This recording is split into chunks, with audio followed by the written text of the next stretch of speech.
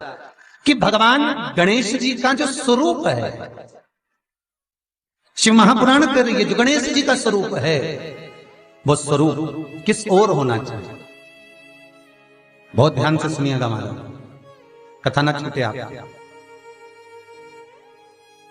घर के दरवाजे पर अगर हम गणेश जी की मूर्ति, गणेश जी का फोटो, गणेश जी का टाइल्स बाहर की ओर लगा रहे हैं, तो जाते समय गणेश जी का जो पृष्ठभाग है, पीठ है, वो पीछे चाहिए।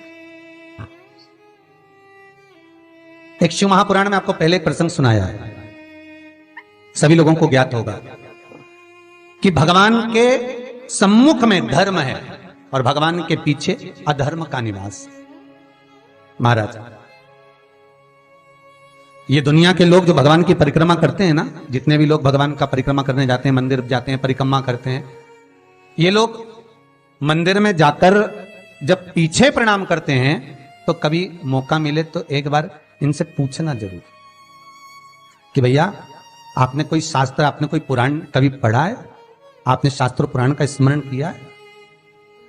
हमारा कोई शास्त्र, कोई पुराण, कोई वेद यह वर्णन नहीं करता कि मंदिर के पीछे हम प्रणाम करें, हम मंदिर के पीछे नमन करें, हमारा शास्त्र वेद वर्णन नहीं करता। और देखे तो लक्ष्मी ने कहा, प्रभु जब गणेश जी के सम्मुख में रिद्धि सिद्धि, श्री, तुष्टि, पुष्टि, शुभ लाभ, सारे धन देने वाले, संपदा देने वाले जब गणेश जी के अग्रण्य रहेंगे तो पीछे बिठाने में क्या दिक्कत है?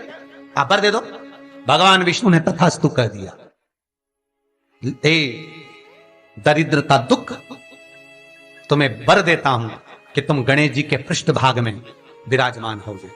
इसलिए निवेदन है, मंदिर में नहीं, घर के अंदर, घर में जहां सबसे आगे फ्रंट में गणेश जी की टाइल्स, गणेश जी की मूर्ति, गणेश जी का फोटो प्रथम भाग में बिल्कुल बाहर फ्रंट में घर के दरवाजे के नहीं लगाने। क्यों? जब जाओगे तो पृष्ठभाग गणेश जी का तुम्हारे जाते समय पड़ेगा।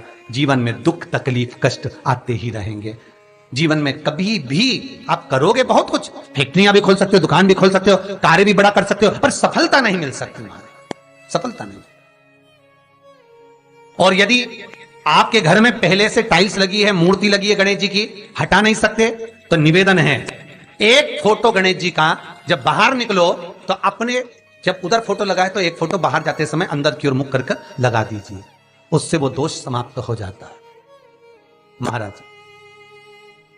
वो दोष समाप्त। गणेश जी अगर लेकर आ रहे हैं तो बैठी हुई मूर्ति लेकर आए, और गणेश जी लाए मना नहीं है। गणेश जी जब लेकर आए तो घर में बिठाने के लिए ला रहे हैं तो राइट सूंड का गणेश लेकर आए, सीधी हाथ का।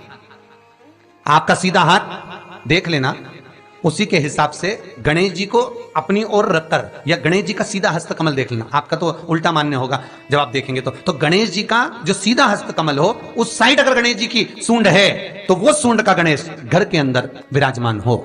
उल्टी सूंड का गणेश, लेफ्ट सूंड का गणेश, ये गणेश व्यापार, व्यवसाय, फैक्ट्री, दुकान, बिजनेस, ऑफिस जगह पर विराजमान हो। बहुत ध्यान देना, उल्टी सूंड के गणेश बहुत कम बनते हैं। क्यों कम बनते हैं? इसका शास्त्रीय प्रमाण है।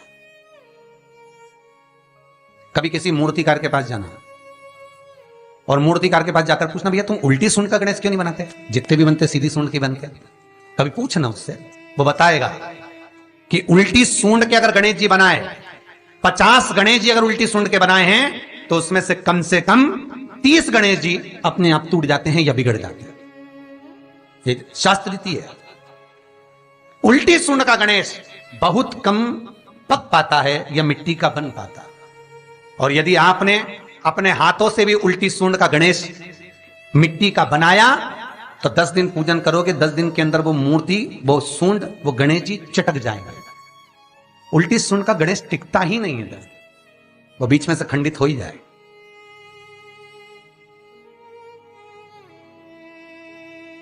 वो तो स्वयं गणेश जी कृपा करें, स्वयं विनायक कृपा करें और उल्टी सूंड के गणेश जी अपने को मिल जाएं और वो गणेश जी हमारे घर में आ जाएं तो वो फिर नहीं चलता। सीधी सूंड के गणेश जी को मनाने के लिए महाराज मंत्र की 50 माला करना पड़ती है, तो समझ लो सीधी उल्टी सूंड के गणेश जी को मनाने के लिए मात्र 5 माला में भगवान गणेश प्रसन्न हो जाते हैं। अर्थात उल्टी सूंड का गणेश शीघ्र प्रसन्न होता है। महाराज ब्रजमंडल में जब कभी जाओ, मथुरा के पास में वृंदावन से आगे लोहवन पड़ता है। कौन सा वन है? लोहवन। वृंदावन से कुछ थोड़ी दूरी पर लोहवन है। उस लोहवन में जाना, जैसे निकुंज वन में गए, भांडेर वन में गए, आप लोग कई बार दर्शन करने गए होंगे, तो लोहवन में जाना और लोहवन में जाकर थोड़ा सा सरसों का तेल लेकर अपने ऊपर से 21 बार उतार कर लोहवन में भगवान शिव का स्मरण कर कर, यमुना का स्मरण कर कर, विष्णु और कृष्ण का स्मरण कर कर, वो तेल सामने एक मूर्ति मिलेगी जिसका शीश नहीं होगा, उस मूर्ति पर चढ़ा देना। इसका भी चरित्र शिव महापुराण में आता है महाराज, इसका भी व्याख्यान आता है उस मूर्ति का है। लोहवन ब्रजमंडल में लोहवन का व्याख्यान स्कंद पुराण में भी है। आप मेहनत कर रहे हो, फल नहीं मिल रहा, आप दुकान खोल रहे हो, चल नहीं रही है, आपका चित्तवृत्ति, आपके जीवन में सफलता आ ही नहीं रही, तो कहीं मत जाइए। आपके जीवन में 25 बार अंगूठी बदल के देख लिया, कभी कुकराज पहन लेते, कभी मोती पहन लेते, कभी नीलम पहन लेते, कभी कोई महाराज ने कहा तो ये कर लिया, कभी कोई महाराज बोला तो ये कर लिया, फल नहीं मिले, कहीं मत जाओ, कुछ मत पहनो, उसकी शरण में जाओ, उसकी शरण। लोहवन पहुंच जाओ, वृंदावन से 4-5 किलोमीटर की दूरी। रिक्शे वाले से बोलो कि वो लेके जाएगा, 5 रुपए लेता है। लोहवन जाए, वहां विनय करो, 10-15 मिनट बैठ लो, भजन करो, यमुना जी का स्तमन करो, शिव का नाम जाप करो, शंकर का भजन करो, और वो सरसों का तेल 21 बार स्वयं उतारो, स्वयं चढ़ा दो, आओ वापिस। उसके बाद तुम किसी कार्य को करोगे तो सफलता जल्दी मिलेगी, काम अटकेंगे नहीं, काम सफल।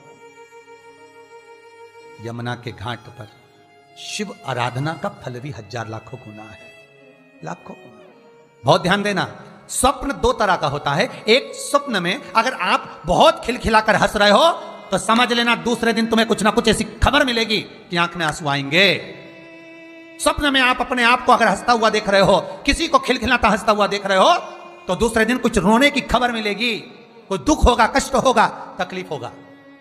और अगर स्वप्न में आप भगवान को मुस्कुराता हुआ देख रहे हो, स्वप्न में आप भगवान को हंसता हुआ देख रहे हो, तो जरूर तुम्हारे ऊपर कुछ भगवान की कृपा होने वाली है, जरूर कोई अच्छी खबर आने वाली है।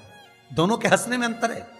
सांसारिक मनुष्य स्वप्न में हंसता दिखे तो दुख मिलेगा, और भगवान हंसता हुआ दिखे तो सुख मिलेगा।